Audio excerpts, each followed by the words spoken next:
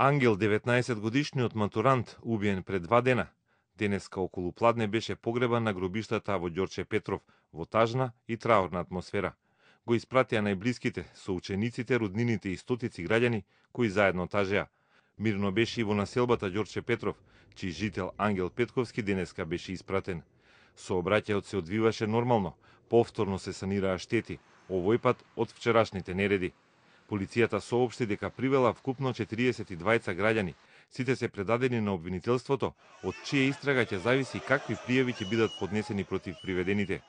Обвинителството ќе ги процени нашите докази и може да одлучи да не покрене постапка против приведениот или да поднесе прекршочна или кривична пријава, објаснуваат од полицијата.